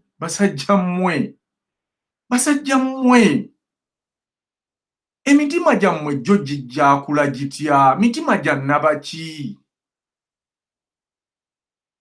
enju muzireka zonna muzidistroyinza amadirisa mugaasizza enzijji muzaasizza banange bannayuganda tukole tutya. Who is Kasolo? Kasolo ye takwatwako, Kasolo ye tagambwako, Kasolo tassa mukka gwe tussa. Bantu mmwe mugenda kwekyawa ddi bannayuganda? Omuntu omu ayinza atya okkaabya abantu ekyalo kyonna amaziga omuntu omu bw'ati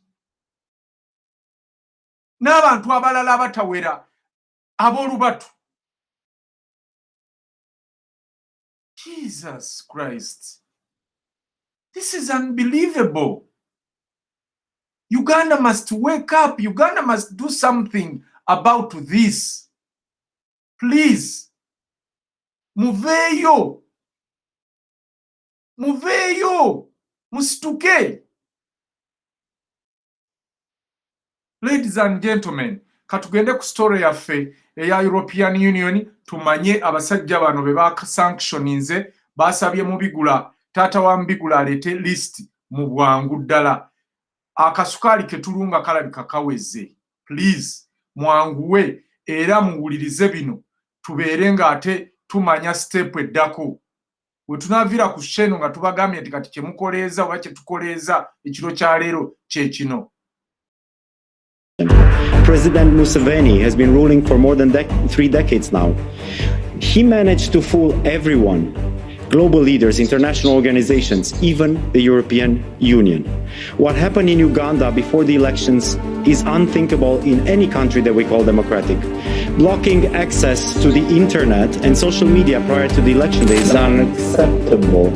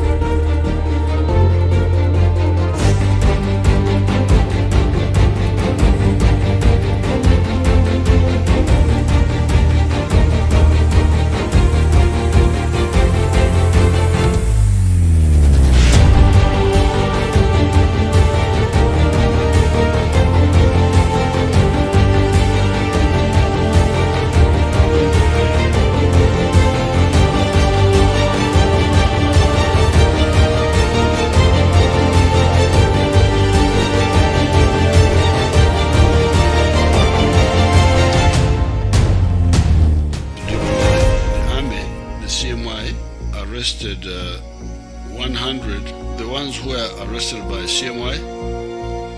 Now all these, their names are here. I have all their names of disappearance is answered.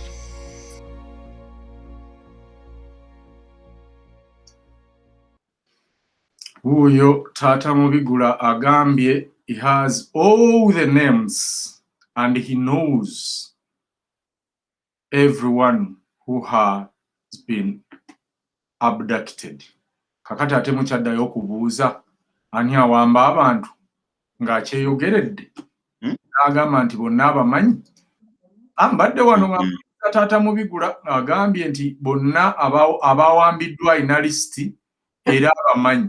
Kakati mukyaddayo mu Uganda okubuuza ani awamba abantu. Njagala tugende ku presidential speech oba ye si president wa Uganda.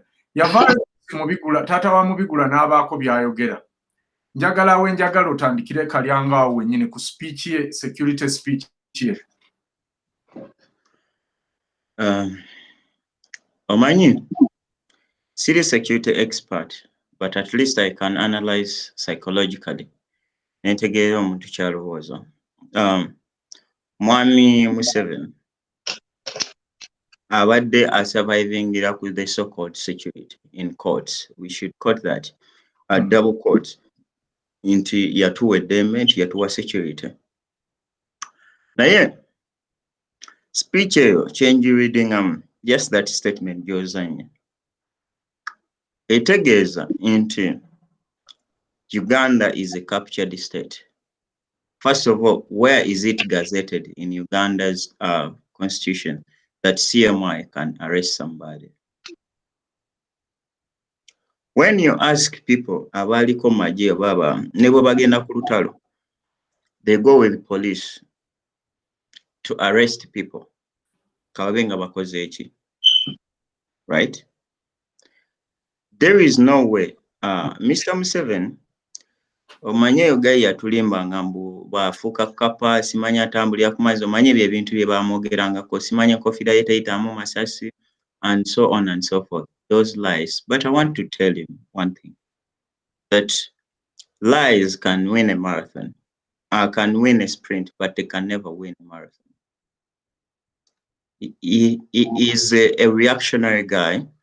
Kubanga kakati, this guy is very egoistic. Bw'omutunuulira by'ayogera nti kati saawa eno ali mu kukwata abantu olw'okuba tebamulonda. Kye kisooka.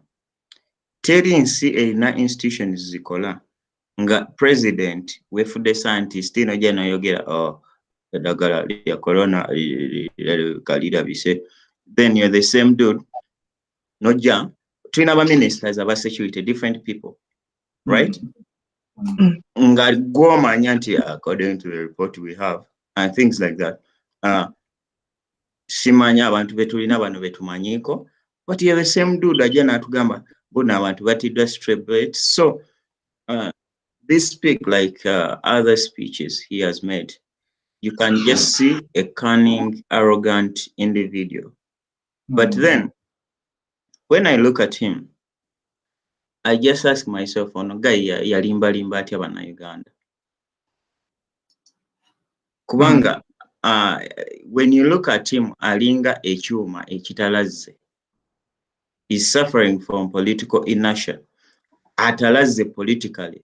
Into when I read some political books, I related him to one of the conmen that existed in Kenyan politics during Moi's regime. Yali nga yeita Dr. Dawa. Yatuleterako Dr. wa corona. Kati olaba Uganda mu wiki emu egenda kuba efunye eddagala lya coronavirus. Just to make my point here. Olaba ono guy mwe musomako mu byafaayo bya byobufuzi waliwo guy bamuyitanga Dr. Dawa mu byobufuzi bya Kenya mu government ya Moi. I think he was his cousin. Nga what was this guy doing? Creating problems n'alaga nti azisolving. N'agenda ne batta abantu ne ba-arresting abantu nga Moi gamba mukubire gundi ne bamukazako erya Dr. Dawa nga every problem yaje solving. And I see the same hand, the Mbabazi hand in this whole thing. Timbabazi kati agamba Museveni, do this to get to solving, right? Do that to get to ajana kuba. And when you read this guy, actually, kati azeyo mu buyekera, is back to his rebel roots, is back to the bush, and he did promise us what they used to do. Nga bajja ne batta abantu ku kyalo, according to his book, by the way, bino ebintu yabiwandiika. Nga bajja ne batta abantu ku kyalo ne bajja ne babakaabirako bassa abaana bammwe, basse bazadde bammwe mujje tunoonye bazadde bammwe, era bakadogo bawulira ennyimba zaabwe nga bagamba nti yatta muzadde waffe naffe tugenda kumufuna. So is using the same tactic. When you read and understand how the Rwandan genocide came up, he has started the same thing, and he is a mastermind of Rwandan genocide on record. On record. One of the things that I've read around and I've watched one of the TV stations, that is BBS. In a story yabadde running. Ngiraga nti aba NRM babawandikidde ebibaluwa kiro kitwala omunaku nti bagenda kubatta. I swear mu aba NRM ono guy agenda sooka kutta mmwe to justify the death of no people. Bano bagayi bwe batyo bwe bakola ki? But when you read their way of doing, I've been privileged enough to interact with some of the people who were existing then. Bagamba nti ono guy yagula amajambiya gatandika okutta abantu e Rwanda. This guy yagagula ne bagassa mu trailer, but he used what in statistics, by statistics kye tuyita double blind. Ng'atambuza amajambiya tamanyi kye gagenda kukola, n'agaguza tebayi kye bagenda kukola. Literally omusawo ne patient bali bonna tebamanyi kye gagenda kukola. Naye ono yagasetinze nga yamanyi kye gagenda kukola. And we know what these punks did in Rwanda. Kati onanga okwongerako katono kwekyo. Ejambiya ezaatema abantu e Rwanda, Museveni yazipa kyesinga ne zitikkibwa ku trailers okugenda ng'agambye abantu abaabuuza ejjambiya zonna ezo kye zigenda okukola. N'abaga nti agenda kuzigabira balimi b'e Kasese region. Era ezo ne zitikkibwa ejjambiya ezo ne zitikkibwa ne zituuka e Rwanda ne zigabirwa abo be zaalina okugabirwa Imagine waliwo story ya Rwanda gye nalaba eya church ya Kibeho. Abantu bonna abatta Abanyarwanda bonna baali mu magye ga Uganda era baali baholdinze namba za UPDF ez'amagye. Si Banyarwanda baali naye bw'owulira ku story ya Kibeho abantu be battira mu church abasukka eyo mu mutwalo. Nti abasajja bajja ne baakubanga ne bafuna ne break ne bagenda ne balya lunch ne bakomawo ne batta ne bakuba abantu amasasi. You can imagine okukuba ne mukoowa ne bakoowa ne bagenda ne balya lunch ne badda ne bakuba. Eno church abantu baddukirayo nga gye basuubira okutaasibwa. Leero mbadde ku muganda wange Lumbuye ng'akyogerako naga nti Bannayuganda twegendereze. Museveni genocide gya planninga mu Uganda. Same tactics ze yakola e Rwanda. Basooka ne bafunza churches nga bw'olaba Museveni bw'afunzizza churches. N'ateesa ne ba fathers oba emizikiti oba church z'abalokole. Ne zibaga nti bwe tutandika olutalo mugulewo mu receiving big numbers ez'abantu abajja okutaasibwa. Kubanga abantu jjukira mu ntalo baddukira nnyo machachi kubanga church tebakkiriza kuttira mu bantu. Ne Bannayuganda kye baakola abantu bonna bwe baddukira mu church bayambibwe. Ekyavaamu kyali ki? Ekyavaamu olw'okuba bano baali bamaze dda okuteesa ne churches zino, churches z'abaggulira oba z'abakkiriza ne zeefuula ng'ezinegotiatinga naye nga zimanye ekigenda mu maaso. Era mu kafuba akaali ebweru nga bano abantu abaddukidde mu church balengera mu butuli. Ekyali ng'ekiddako abafaatha oba ababiikira baalaba bayingira mu karuumu kamu nga beggalira bano nga bajja baggulawo church nga batandika okutta abantu. Munonye story eyo kweri ku YouTube, Kibeho massacre. More than 18,000 people died in Shift C. Kuba amagye gaakubanga nga bwe gakoowa amalala gajja ne gakuba. Kati mu Uganda kye tulaba churches already zaatuvuddemu mwe lwakuba temunnakikkiriza. Churches zaatuwaayo era ziri ne mwami Museveni. Singa olutalo luno lunyinyiitira temuddukira machachi. Museveni church zino yakoze zidda nazo deals okureceiving many people basangibwe omwo mwe baba battirwa nga bwe kyakolwa e Kibeho. By the way, case eno y'e Kibeho abazungu bano baagibuusa amaaso. Naye General eyaduumiramu olutalo olwo ba commander, he was a UPDF commander. I think erinnya lyo babaali bamuyita Rwegiira oba I think musobola oddiweereza wano abamanyi about Kibeho massacre. Kati Bannayuganda mulina okwegendereza. Church zino ez'abalokole zaakolwa on plan. Ate e Rwanda nno yo tewaaliyo na church z'abalokole weewuunye. Singa ate waaliyo ez'abalokole olutalo bano ekitta bantu eky'e Rwanda kyali banguyidde nnyo abasajja bano ba Museveni ne Kagame. Naye zaali z'Abakatuliki ezisinga.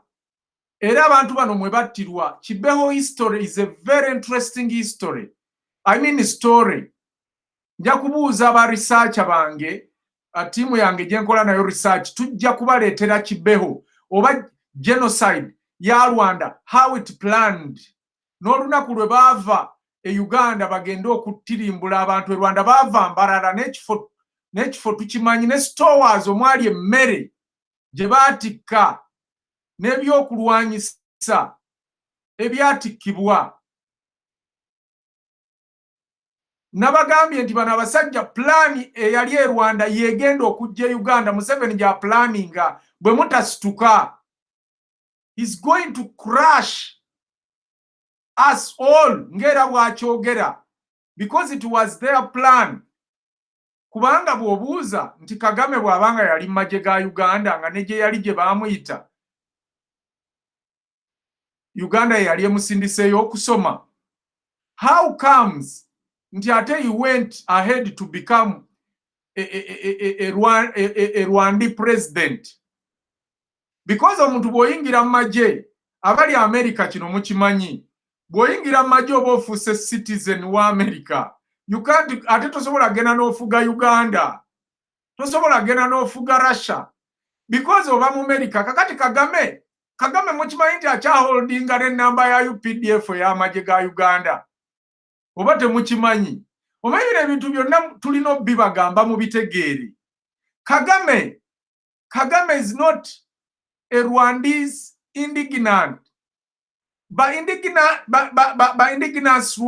Rwandese balala is not part of them. Kagame yasomera Uganda okuva mu primary, secondary ne university. Kakati weebuuze ate Kagame agenda atya n'afuuka president wa Rwanda? Nobody asking about that. Waliwo muna Uganda asobola okugenda n'afuuka president we Kenya oba Tanzania? No. Kati ebyo byonna mmwe temubiraba nti bano abasajja baagala kuwamba Burundi, Rwanda, Uganda ne Southern Sudan ne Congo. It's their territories. And they are comfortable, by the way, executing their plans as we are looking on. Eno Tutsi dynasty bannange bwe mutazuukuka, all these are planned. Nabagamba Museveni yakulira amasabo mu Uganda, mukazi we yakulira church z'abalokole mu Uganda. Mwe mulowooza lwaki? Buli we muddukira okukaaba ebizibu byammwe, bwe mugenda mu church okwejjusa, bwe mugenda mu counseling z'abapasita, buli kye mwogera kibeera ku record era bibatwalibwa ne babiwuliriza. Ne bamanya what you are planning to do, mwagala ki, mu planninga ki, mulowooza ki, byonna bakozesa makanisa. Counseling church, ezo churches zitekawo counseling service. Mwe to go there and say your hearts to those so-called pastors. Nekati balumbi abakatuliki nti bwogenda okwejjusa, you going to say whatever to the priests. Bali kodinga bagamba obusenge bw'abapasita mubaamu omwo n'aba SFC. Walina okubaawo wa SFC atuddeawo. Oba bakurikodinga bali baba bawulira session eya counseling egenda maaso. That's how we tuli. Bana abasajja teba investinga mu health, teba investinga mu education, kubanga baana baabwe tebali mu nsi ezo ze baba bafuga. Bali bweru. Kakati mmwe lwaki tebabafaako? Sente bazimalira ku intelligence. Museveni alina bambega abasukka mu kakadde mu diaspora tebakola, bonna bali ku sente ya muwi wa musolo kumufunira information. Ani a planninga kino? Dr. Kinja agamba ki? Lumbu yagamba ki? Gundi agamba ki? Kyovola bantu yavaayo n'abagamba nti Uganda is full of idiots. Yensi yokka omuntu mwabanga takola naye nga ali avuga emmotoka asula mu nju nnungi. Because yabalabirira bamufunire kyayagala. Nga bwe mulaba yakwata Bebe Cool n'amugamba njagala industry y'abayimbi gisaanyaawo. Bebe Cool n'assaako omukono. Era industry y'abayimbi eri ku ttaka as we speak. Mu Uganda wakyaliyo omuyimbi kati gwenza okwogerako, kale bw'aba gyali ategeke esso tulabe. Because yagirabanga naye evuddemu omuntu. Kati naye manya nti wayinza okubaayo abalala abavaayo nga 100 n'amugamba Bebe Cool jangu tukole tutya. Naye n'atwala omutwe. Wuuyo. Naddira abasajja y'obulamu bwe bwakugula. Kati nga bw'olaba n'akubira Kimbugwe kiki, obadde ki, wabaaki, tukole tutya. Tayagala kukuyita omuyambe kukuza Uganda. ayagala kufuula kiwemmeneku. Museveni mujjukira kye yakola Mulindwa Muwonge. Bannayuganda Mulindwa Muwonge yafa ne mutamanya na kumanya. Naye Mulindwa Muwonge yabeerako point mu Uganda, yabeerako factor. Nga bw'alagira ensi yonna egenda kwanukula. Ne bakaayana nako abantu ne basaba naka yesimbewo kuba president. Mulindwa Muwonge yafanga emmese. Bw'atyo Museveni bw'afuula abantu. Mulabe Sematimba. Sematimba yali factor mu Uganda ne mu Buganda. Museveni yatta Sematimba. Is nowhere to be seen. Kati yafulumye parliament simayina kyazzaako. Obaddayo mu kyalo waabwe California mukama yamanyi. Kati mulabe basajja mivule abulako kuyiika ndusu. That is Museveni. Gwali eyo ng'olowooza Museveni okugula. Just accept his terms and conditions. You have to become a puppet. Kasita kufuna bwati nti otyo akumazi. Chovala nti lwaki nze praising omukazi mukyala wa Mala. She's the human being. Yeke yali ameeting the president on different occasions. Both physical and phone. Natamufula puppet. Natakiriza. You have few people to respect that woman.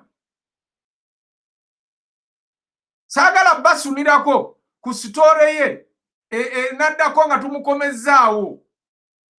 Naye Museveni yakubira omukazi oyo essimu ng'amwofalinga omulimo. I'm sorry okubasunirako.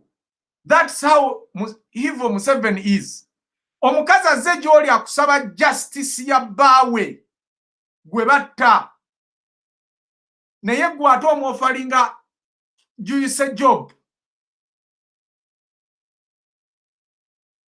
Bw'atyo Museveni bw'assa abantu abategeera bonna obbamalawo. N'owekitiibwa Ssebutinde singa teyadduka mu Uganda, singa she's no more. Mutunulire abaana be yakajja mu Nuupu kati abatutte how puppet they are. This is the guy. So, gwalowooza okrossinga ogenda okolagane n'abatemu bano. You have to be ready. You have to be ready for their terms.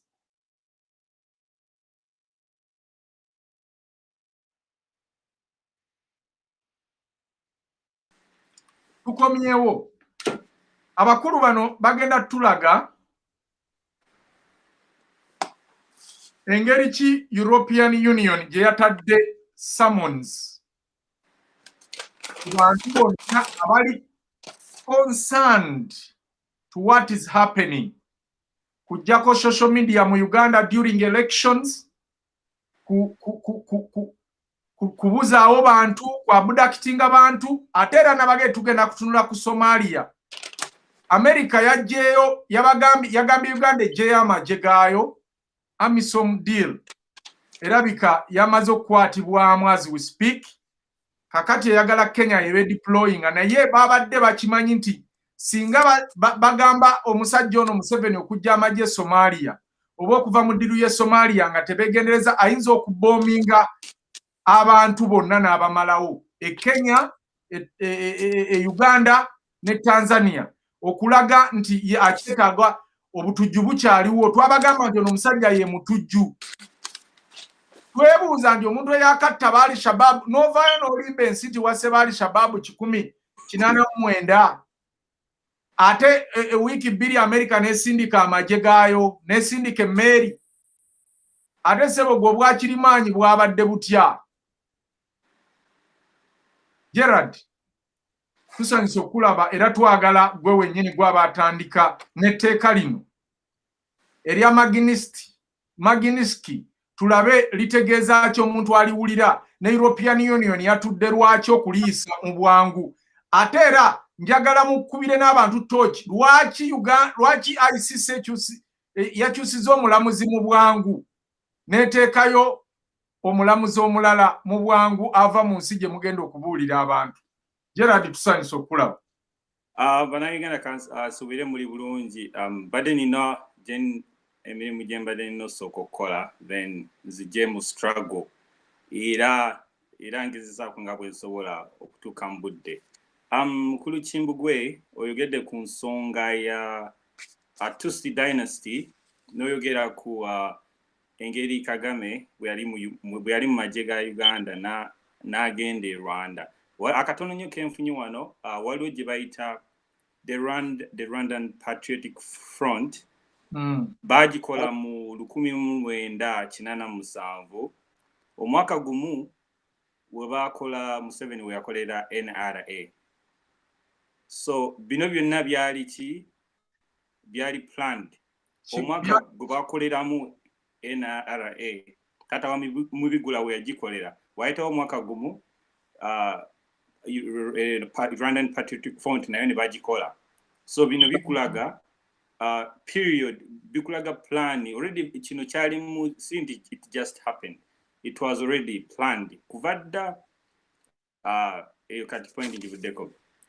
Kati ku point ya waliwo point endaje yogeddeko eya Museveni okwerabira abantu nga oyogedde ku Peter Sematimba. Olwaleero it was Lumumba's day. Naye Museveni yali yeerabira mbu mukyala Lumumba naye yafa.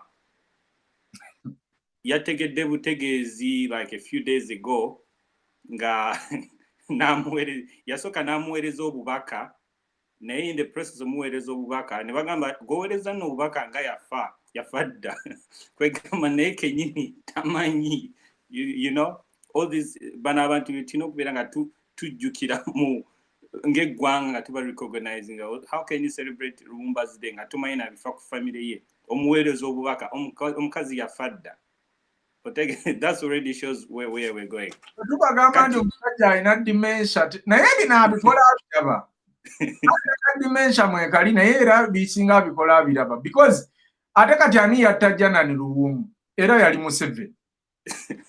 Kati nga tuzze ku nsonga ani yali akulira state research mu government ya Amin. Museveni yali mu state house yali mu government ya Amin. State research yali mu baki yonna mbadde nkola research wano era nabyo tuli bibagamba maaso kaawo.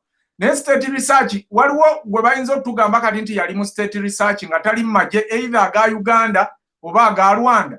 State research yali ejjudde mu magye ga Rwanda era bonna abatta kati bali Rwanda mu magye bakulu. Tugende mu maaso. Alright, nga tuze ku nsonga ya leero ya Magnitsky Act.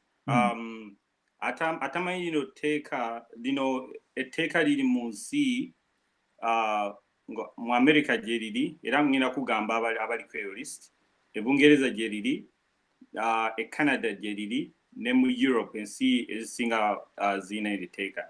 Kali lino etteeka bwe ndimenyamu litegeeza omusango gukukamu v kitegeeza ebintu byo by'olina assets babitwala n'abo bennyini abali okulusegere bennyini kuliko abaana bo abakazi bo ba girlfriend bo simanyi buli muntu yenna gwe basuubira mbu ayinamu omukono mu bintu byo naye etteeka lennyini etteeka lino ligaziwa eri buli muntu yenna. Kati kanku example kati etteeka we ligwa mu kati nga mubigula weli mu kamuvi kitegeeza bakazi be abaana be n'abakazi be tutamanyi ba girlfriend be kitaawe maama we ba anko be nga magatto sale buli muntu yenna gwe basuubira nti ayinamu omukono oba ayinamu shares oba ayinamu emigabo mu bintu bye etteeka ligaziwa. Etteeka libi nnyo era kasita bagamba oyo kwali kweyo lisitegeeza liranda si nti muntu yekka ng'omuntu liranda lisingako ne ku omweni emisango ejjamuka mu gyalinga yo ng'omuntu era abaana be tebibakwatako. Kati buli nsi eyina gino etteeka. Kati America nga America Congress eyise esobola okuyisa ino etteeka nga kweno list kuliko Kayihura era bamuyisa kweno list kwali era ndoza amawulire mwagala era bugenda ku list yaabwe Kayihura kale ekyezi kwali kitegeeza ki abaana be bakazi be oba abazadde be buli muntu eyina like omukono mu bintu bye. So America esobola okuyisa ino etteeka nga America. European Union egamba naffe twagala oliisa. Otegedde? Kati oyinza ensinga 5 ziyinza okuyisa ino etteeka on their own. Kati nga bwolaba European Union Parliament weeriisizza UK nayo kennyini nga UK bo basobola okuva bagamba wadde mubigula mumutaddeko etteeka ffe naffe twagala nga Parliament ya Bungereza tumuteekeko naffe etteeka lyerimu tumwongere kitegeeza tumwongere natti. Otegedde etteeka lino ensi emu yokka yinza okuli kuteekako naye ensi endala nazo zina like zisobola okusalawo okuteekako lino etteeka. Nja kuwa an example.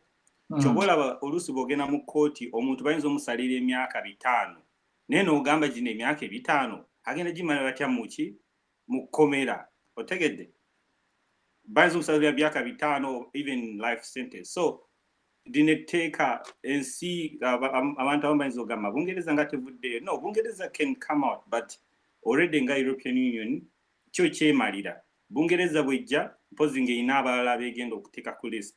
Kati abo European Union beeta ku tteeko ebalekedde Bungereza ne America ne Canada. So bw'omubeera ne mugamba ate nga bano tetubalabako ku listi wadde European Union weyayisiza we batudde ne boogera ku lino etteeka taata wamubigula n'avaayo ne yeeyibaala nga bw'atayagala kugikola ki kugenda mu nsi za bweru. Akyayogera bino naye jjukira Bungereza tennatuula, Congress tennatuula. So already atandise okwegaana okugenda mu nsi z'ebweru. Ono liso limu ani muyita alien waliwo statement gye yakola wano yagamba tumwine yagamba alien. Yeah, alien ate tumulaba aliwa. Yeah. Naye ayogera naye ne tumulaba naye ayogera. Kati eno tumwine yagamba Tumire said we shall stop your diplomats from coming to my country. Oyo tumwine nga already abamutada ayogera ku bino bino etteeka to my country olaba bana abantu ensi yaabwe Mike kati tumwine ensi ye kitegeeza tatama mubigula apangisa ku timwine mulaba bino ebintu wadde naffe tumulwana nabo bennyini bakola ki beerwanisa kati nga bwe yagamba my oil in tumwine's country mufuna connection. Kati bano abantu we batuuse bali ku extending not our country, it's mine. Batuuse ku kiseera ng'agamba mine. Omanye ekintu kigambo mine amaanya gali omwo. Ogenda mu kkooti n'ogamba my country. Omulamuzi ategeera nsi yo. It's my wife, not our wife. Otegedde. Bogenda this is my wife. Kitegeeza mukazi wo. Naye ogamba this is our wife. Kitegeeza buli asanze yakola ki yatwala. Kati nga nvudde ku eyo nsonga ngenda kwogera katono nnyo ku nkimanyi nasubiddwa ku parts ezasoose zaaki naye ngenda kwogera kati nino ku speech ya Tata Mubigula nkole connection between his speech Jejo Dong enanga ne nona akulira police simanyi traffic police kati Tata Mubigula yakoze speech naga nga kati sorry nziku issue abduction yagambye not all abductions are made by the state. Otegedde ekyo kitegeeza buli gwe bawamba government si ekola ki si yamuwamba. Ekyo kitegeeza ki bw'olaba drone yonna gikube ejjinja oba abo bennyini abalimu mubabuuze whom do you work for kati government ebeegaanye. Lindako kati eno statement ino nkulu koze egamba buli drone gye tulaba tugamba ya government kati government ezeegaanye. Mukirabe bulungi wano Jeje Odong agambye this all happened in like 3 days. Jeje Odong n'addamu Minister of Security Mr. Lindako si Mr. Makeup yeah Mr. Makeup Mr. Bleach ono gwe wayogedde ono yani ayina ekyalo mu California ye Mr. Makeup Sematimba ye Mr. Makeup ono Jeje Odong Mr. Bleach Minister of Security yagambye give us the details of those who have been abducted. If it's true, mulaba. Minister of Security agamba mutuwe details abo bemulowoza mbu bawambibwa. No tulabo Minister mulamba confident naye avudde wakaye n'abaana agambe daddy have a good day all right na ne bamuvuga ne baguzunza okuva ewaka ne bagusuulaawo ku Jinja Road ku passport office n'atuula n'akola eno statement n'agamba give us the details of those abducted. Omutwe era ne bavuga ne baguzaayo eka ne guwumula. Oyo ye Mr. Bleach. Mr. Bleach. Jeje Odongo ye Mr. Bleach. Kati nga tuvudde ku oyo Mr. Makeup ye netudda era kati netudda ku Mr. netudda ku Enanga naye n'azuukuka n'abeewaka piano n'atikka omutwe gwe n'asiibula mukazi we n'ajja ku simanyi oba office ze ziriwa n'atuulaawo n'akola statement ero bweki. Naye bannange mugenda kunzitira wano nze. I challenge Mulira, I challenge you to generate a list of those abducted. Enanga eno statement etegeeza challenge agamba oyo yenna ina list mujimpe yabadde ali kumpi kutuuka ku point yogamba ntaddewo ssente kati ye enanga agamba list teriiwo otegedde Jeje Odong agamba list weerine tetusubira amanya mugamanyi nogamanya kati laba statement eno I challenge enanga ye kati ye bwali agamba yasubira teri gwe batwala ye kati bwe mugamba enanga people being abducted obongo bwe mugamba I challenge you omuntu bwagamba I challenge you agamba ntekawo ne sente oleteyo list yo enanga kati oyo ye piano yeah kati tata Mubigura yagambye there was mwalimu some insecurities in police. So he deployed the army so the army can help identify criminals. According to the constitution, the army is supposed to protect Uganda from foreign invasion. That's how the army is supposed to protect Ugandans from external forces. Negati tutuse ku point ngama amagye gennyini omunauganda gasasula ku musolo gennyini ge gakola ki ge gatulugunya abantu. He went ahead and he praised this CMI. CMI is an illegal entity. I challenge them to show me any take it example. Okay, CMI was established in this Balagay, its formality, how was it set up? How is it recognized? Where does the constitution certify CMI to be there? Baby Nemtongoli bitabantu nenolaba Museveni navayo na irana he's justifying the kidnaps. Ekirala saga mubere mugambe I'm being tribalistic. Bwe amanya ge yayogedde mwabadde mu pio. He is simple random selected. Yaso yafunye agambe I have the list here. Oh, mwabadde mu Lubanga Nkene. Nedda sebo. Oh, mwabadde mu Akiki. Lubanga Nkene yani oyo. Lubanga Nkene. Era amanya gonna. Either yabadde Musiramu. Combination yabadde bweti. Muganda, Musiramu. That was it. That was the biggest, that's the biggest on the list. Anedam amanya mudemu na speech amanya geyogedde. Banange abali ku Kimbugwe live. Kati nga muddawo ngamba tribal mudemu na beyo list yes amanya geyogedde nga alaba bulabi. Anedam mulabe list, then you come back to me mugambe list yajudde mubagwere bokka. Abagwere ba list yajudde mubanubi. Then you come back to me mugambe I'm being tribalistic. President yegine achogedde list yagambe I have all the list. I has all the names. Naba kubama o sample nemumanya where the list is coming from. Who are the victim? Webale nnyo. Kandika ba nabo bogere.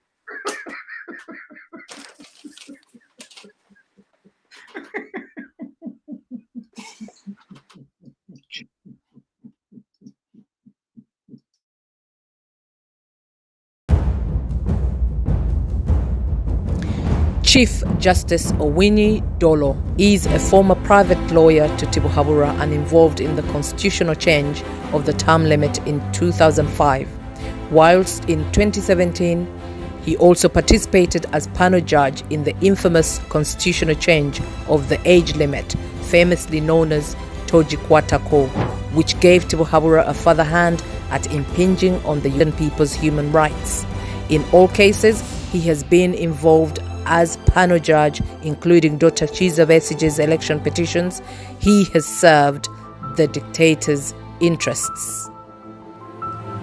Michael Chibita is a former private secretary of Museveni aka Tibuhaburwa. Overwhelming evidence from the survivors and victims of the Museveni state terror suggests that Michael Chibita frustrated, blocked and subverted justice in all the high-profile murder cases that occurred just before or during his tenure as the Directorate of Public Prosecution, DPP of Uganda. These cases include Nsenga, Afande Haji Sebagala, Magistrate Mafabi, Wilberforce Wamala, and many more, including delayed justice for Masaka businessman Godfrey Katoka Jury. The families of the murdered people have never received justice. Those who narrowly survived the premeditated murders continue to live in fear and are now refugees abroad. Extrajudicial kidnappings and killings of Ugandans have only worsened due to the impunity that Chibita has actively participated in. These cases are among many that have been lodged at the International Criminal Court, ICC, against Tibuhaburwa. Don't forget that Tibuhaburwa appointed Chibita in all the positions he has held to date, as his former private secretary, legal judge of the High Court, DPP as Supreme Court judge, and now as a member of the petition panel to seal the rubber stamp to Tibuhaburwa's rigged victory.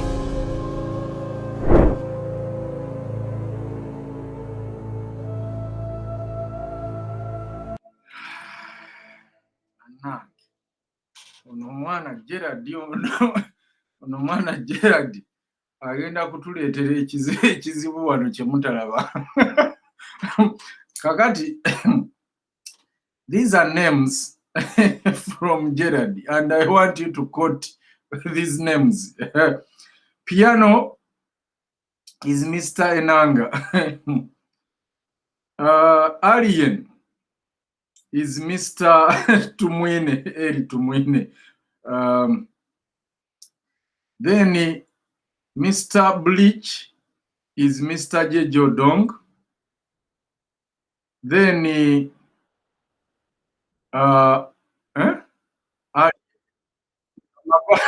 Magato is Mr. Sale.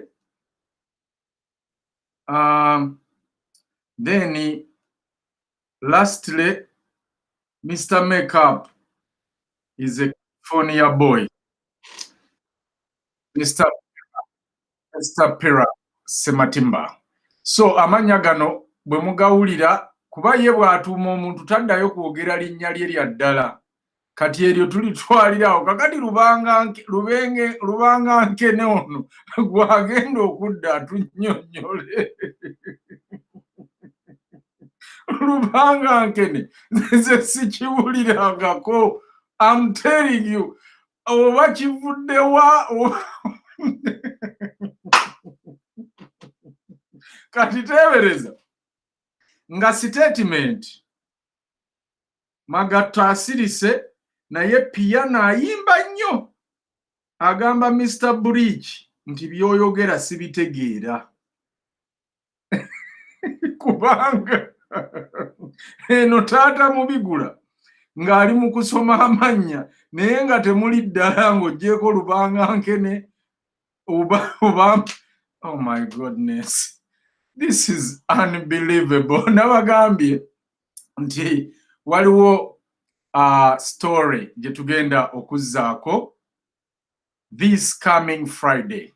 It's an historical story era twagala mubeere bakakkamu oba mutandika okukola ku research ono mulabe bye tugenda kubanga tubatuusaako. This is the story taata mubigula gy'atayagala kuwuliraku obulamu bwe bwonna. Nabagambye nti wenkulidde nga buli amubuuza ku kino waakiri asituka mu studio n'atambula. That's why all debates zaabadde yeetabamu ng'ayina okufuna questions ze mugenda omubuuza before. Naye wano nga bwe tutazannya, nga bwe tutanyigirwa mu ttooke, nga bwe tuli kasajja kampi okanyomera mitala wa mugga, nga bwe tutali busajja bwa nkuba, tugireese era nga ke kano akatonotono ke tusobola okutunuzaayo ku ki ekiddako. Oli ku Kimbugwe Live.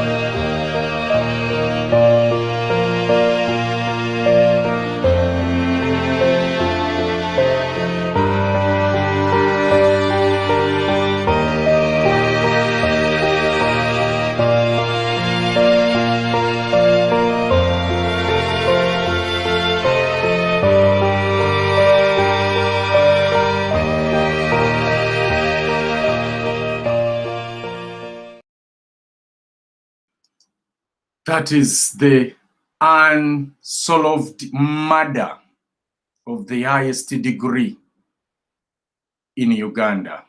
Scotland Yard, FBI, CIA were all involved. Lwaki Uganda up to now teyamanya kufa kwa Andrew Lutakome Kayira ani yamutta. The eyewitness will be live on Kimbugwe Live to tell you the untold story you have ever seen in any newspaper, TV, or radio. Be ready for this, and it's coming soon. Mu studio ndimu ne Gerard, ndimu ne Sarah, era ndimu ne Jovan. Tugenda kuba tuwulira amasimu okuva gye muli, ate nammwe muteeseeko mutubuulire ki kye mulowooza ku bintu byonna bye twogeddeko waggulu. Essimu yaffe ya studio ogimanyi, gwe agenda okusindika message oba audio ku ssimu yaffe, please kozesa 59 seconds oba less tusobole okuplayinga audio yo. Agenda okukuba essimu, naawe tolwawo nnyo tukwegayiridde tusobole okufuna abakubi abawerako, kuba mmanyi mulina ebirowoozo birungi bye mwagala okuba nga mututuusaako olunaku olwaleero. Hello? Hello. Sebo wange. Yes, Sebo, naffe tukulamusizaako. Yes, Sebo.